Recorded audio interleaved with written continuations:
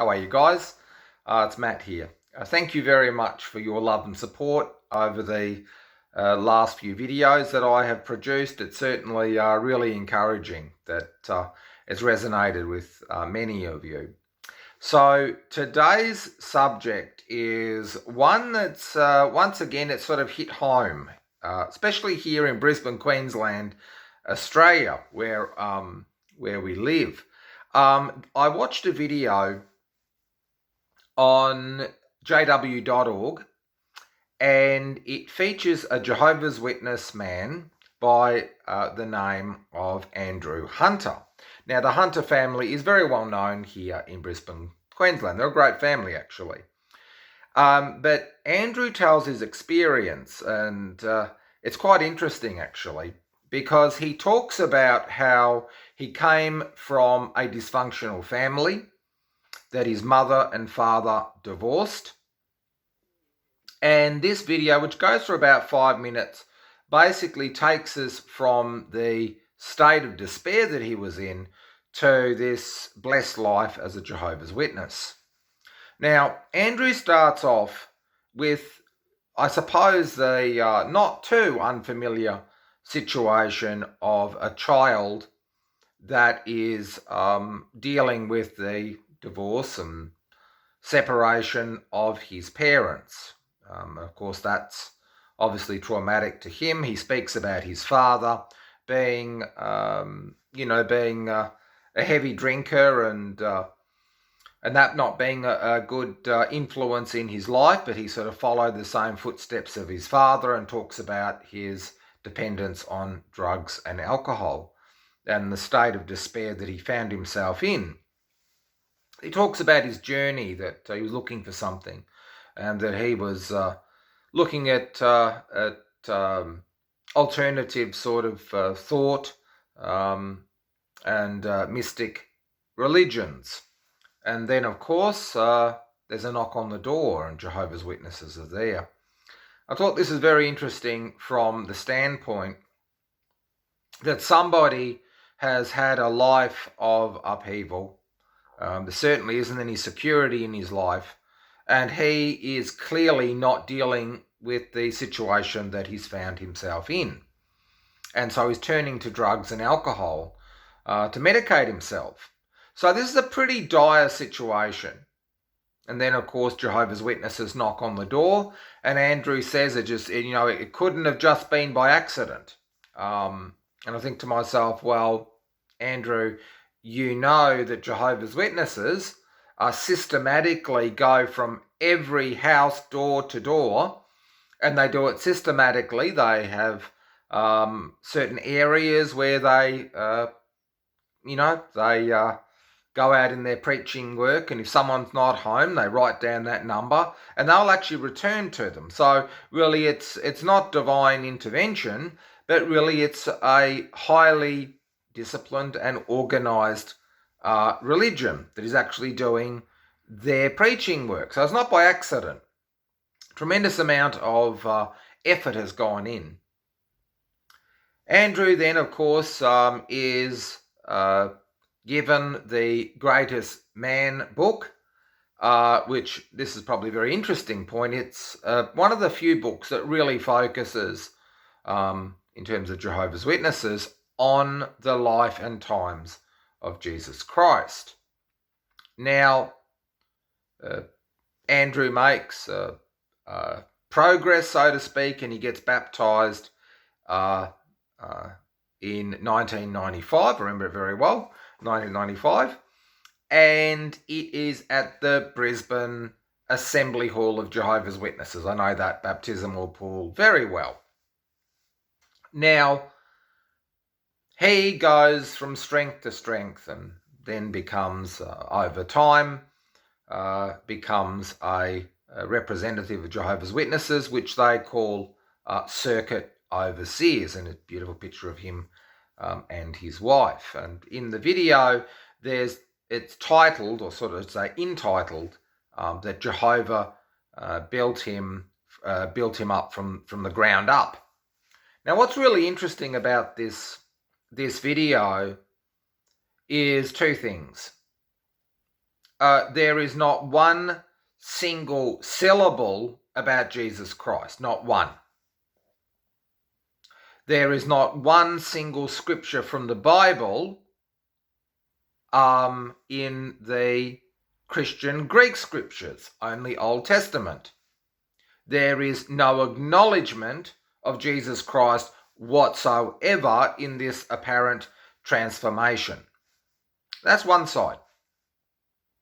The second one is that this change, I think this is really important, is that he learnt to deal with the guilt that is his previous life. Isn't that interesting? Jehovah's Witnesses find Andrew at the lowest point in his life.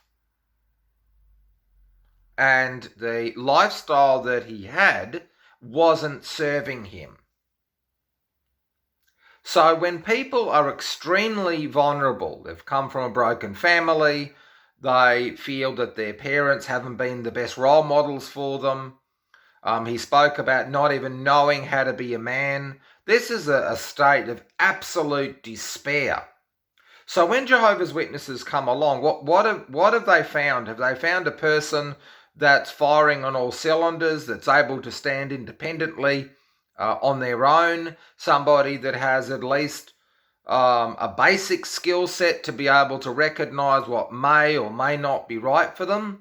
Or are they somebody that is in such a state of flux that anything that seems like security is a good idea? Now, when you think about it, he spoke about his father in this video, how he drank and smoked and even used foul language.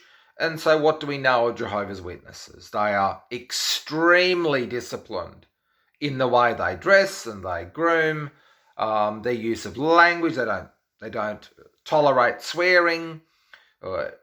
Their lives are very regimented. So when you see this is actually a juxtaposition. Let's put it this way. Jehovah's Witnesses are going to appear like they are in control, and he and his life is out of control. Now, this is the perfect storm for somebody that really has no bearing of who they are, where they're going, probably has no idea of what the future holds, let alone the few days, months, or years ahead of them. And this is the point. When he comes to this point of apparent spiritual maturity, his thanks goes to Jehovah, not to Jesus Christ. Now, why? Why would that be the main focus? The simple fact of the matter is that the Watchtower Bible and Tract Society claims that it is Jehovah's organisation, not Jesus's organisation. In actual fact, they claim that Jesus himself was a Jehovah's Witness. And that's very interesting. In the mindset of Jehovah's Witnesses, everything that comes from the organisation comes from Jehovah. Jesus Christ is very problematic. He was a rebel. He was somebody that fought the status quo. He was someone that didn't fit in. He didn't live by the rules that those around him expected within his Jewish culture. He was somebody that was revolutionary in the way that he approached spirituality, and that the ability of the individual to have a relationship with God on an individual basis, not because of a tradition. Now, when you think about it, this is not to take away from Andrew's experience. I mean, the fact is this, that the road that he was on, unless he was able to find resources, were probably going to end in disaster. And that's no good for anybody. That's no good for our society. But this is the issue. After all of this change, what are we left with? And this is the point. He talks about how he found it very difficult to be able to read, to be able to give a public discourse and so forth. And yet there was sort of this need, as if to say that divine intervention was needed, because he gave the example of Moses. And that Moses, wasn't very confident in the way that he spoke, and that Jehovah helped him. Now, the issue is that there is millions upon millions of people that are able to overcome nearly all of those issues without joining the ranks of Jehovah's Witnesses. There's many people that deal with shyness. They're able to get over that, be confident public speakers. There's many mentors, there's many coaches, there's many therapists that have spent their life in changing people's lives without guilt. Okay? There's no need for someone to feel indebted because they've been brought up to a functioning, clean living, wholesome life. Millions of people do that organically. And even those who have had difficulties in their life are able to gain the resources and the support without being in a high control group such as Jehovah's Witnesses. And they've been able to clean up their lives. They've been able to make choices that benefit them, their families, and the wider community without the judging of Jehovah's Witnesses. For me, this is a story that really sends alarm bells out.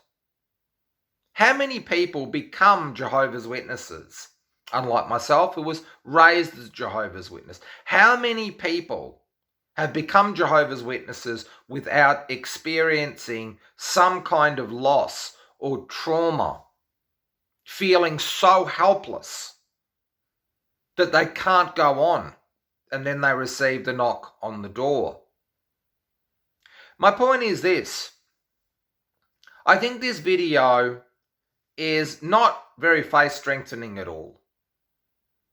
I think the fact is this, that if you are unable to establish for yourself the things that are affecting you, whether it's your past, handing control to other people who tell you how to dress, to groom, to think, to believe, and that you feel indebted to them, have you really reached maturity? Or have you simply continued in the road of victimhood? Thank you for listening. I'm Matt Christopher.